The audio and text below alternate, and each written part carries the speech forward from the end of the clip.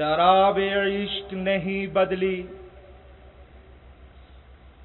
شراب عشق نہیں بدلی، جام بدلتے رہتے ہیں۔ حالات سے ٹکرا کر جینا حق والوں کی عادت ہے۔ حالات کی تو تقلید نہ کر کہ حالات بدلتے رہتے ہیں۔ صدر ذی وقار، قائدین کرام، جناب ناظم کانفرنس مولانا عبدالرشید حجازی صاحب اور سامعین کرام، سب سے پہلے مرکزی جمعیت اہل حدیث فیصل آباد ڈویژن کے ذمہ داران کو میں دل کی اتھاہ گہرائیوں سے مبارکباد پیش کرتا ہوں کہ انہوں نے موسم کی شدت کے باوجود عوام کی پریشانیوں کے سفر میں عوام کی آواز سے آواز ملانا، عوام کے کندھے سے کندھا ملانا اپنا فرض سمجھا اور میدان عمل میں نکلے۔ برادران اسلام، ملک عزیز جس کے بارے میں فیض کہتے ہیں کہ یہ داغ داغ اجالا، یہ شب گزیدہ سحر، کہ جس کا انتظار تھا یہ وہ سحر تو نہیں۔ لوگوں، آج سے 65 برس قبل جنہوں نے پاکستان کا مطلب کیا لا الہ الا اللہ کہتے ہوئے قربانیاں پیش کی،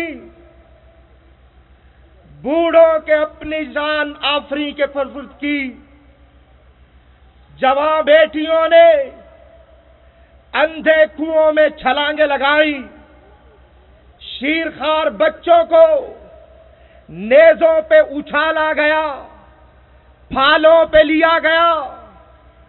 اگر انہیں اس بات کا پتہ ہوتا کہ 65 برس بعد اسی وطن عزیز میں جس کے لیے آج ہم اپنی ماں دھرتی چھوڑ کے جا رہے، جس کے لیے اپنے کھیت اور کھلیان بھلا کے جا رہے، وہاں ہمیں پاکستان بچانے کی جنگ دوبارہ لڑنا ہوگی۔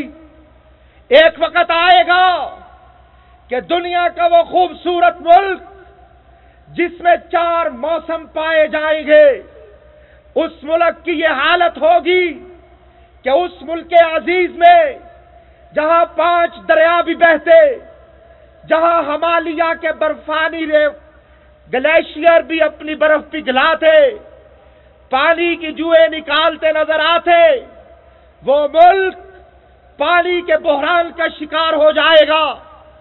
اس ملک کے حکمرانوں کی پالیسیاں کچھ ایسی ہو جائے گی کہ زرعی ملک، اس کے کاشتکار پانی کی بوند بوند کو ترسیں گے۔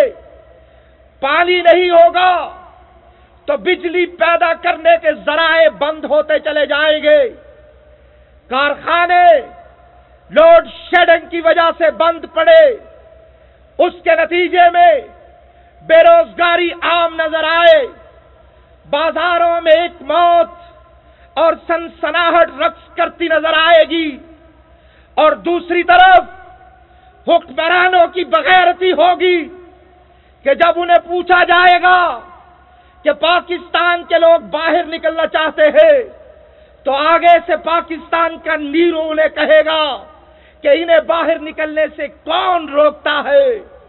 مسلمانوں، اس سے بڑھ کے جاگنے کا اور کیا مقصد وقت آ سکتا ہے؟ آج ملک عزیز کے فوجی وقار اور حرمت کو داؤں پہ لگایا گیا، پارلیمنٹ کی بالادستی کا نعرہ بلند کرتے ہوئے عدلیہ کے وقار کا تماشا لگا دیا گیا۔ دیکھیے، جس پارلیمنٹ کا صحرا لگانا چاہتے ہو اس کے اندر کیا دھما چوکڑی مچا رکھی ہے۔ قوم کا اعتبار اس جمہوریت سے اٹھا جا رہا ہے۔ جس ملک میں غریب کو کھانے کی روٹی نہ ملے، مریض کو دوا نہ ملے، جس ملک میں روزگار کے مواقع آئے روز گھٹتے چلے جا رہے ہو، بھائیو، یہ ملک ہے یا کوئی اندھیر نگری ہے کہ اس کے گلی گلی کوچے کوچے میں لا قانونیت کا ایک طوفان اٹھا ہوا۔ Law and order, law enforcement agencies کو اپنی سیکیورٹی کو مضبوط بنانے کے لیے اور سیکیورٹی ایکسپنسز بڑھانا پڑ رہے ہیں۔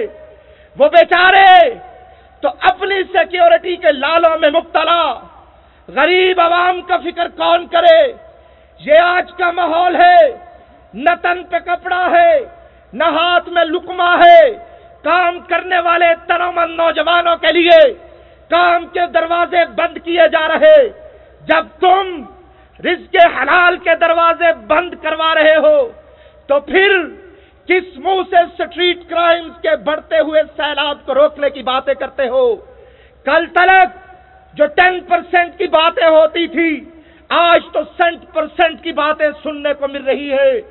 پاکستانی حکمرانوں، آج تو ہمیں بالکل سمجھ آ گیا جو ہمیں پتہ نہیں چلتا تھا۔ اونٹ رے اونٹ تیری کون سی کل سیدھی؟ آج حکمرانوں ہمیں بتاؤ، اس ملک میں اسلامی اقدار کو پامال کیا جا رہا، نظام تعلیم سے اسلامی آیات کو نکالا جا رہا، ملک پاکستان میں جمہوریت کا مذاق بنایا جا رہا، اعلی عدلیہ کو دیوار سے لگایا جا رہا، اور جب سلالہ کے شہداء کی بات کی گئی، امریکہ سے معافی مانگنے کا مطالبہ کیا جاتا ہے، تو بڑے افسوس کی بات ہے کہ خانوادہ سادات کا ایک فرد ہے جو ہماری کرسی وزارت عظمیٰ پہ بیٹھا ہوا کیا بکتا ہے۔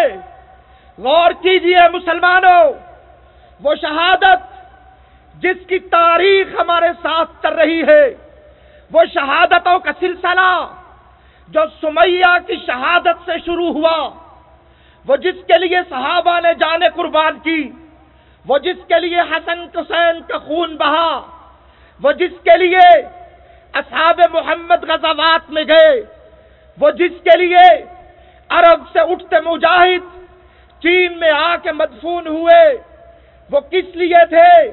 وہ ایک شہادت کا جذبہ تھا کہ جن کے لیے مالک نے فرمایا کہ جو میری راہ میں شہید ہوتے انہیں تم مردہ نہ کہو۔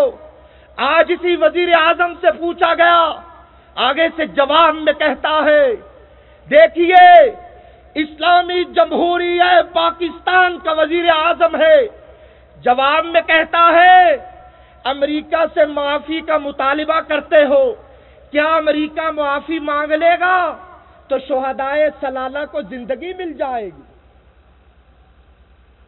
لیکن ہمیں اس سے یہ بات واضح ہو گئی ہے کہ پیپلز پارٹی کے حکمران بی بی بے نظیر کے قاتلوں کو بھی اسی لیے گرفتار نہیں کر رہے کہ کون سا بی بی کے قاتلوں کو گرفتار کرنے سے بی بی نے زندہ ہو جانا ہے۔ بھائیوں، وقت مانگتا ہے آپ سے اتحاد و اتفاق، آپ سے قیادت کی آواز پہ لبیک کہنا کہ آؤ ملک بچانے کے لیے نکلو۔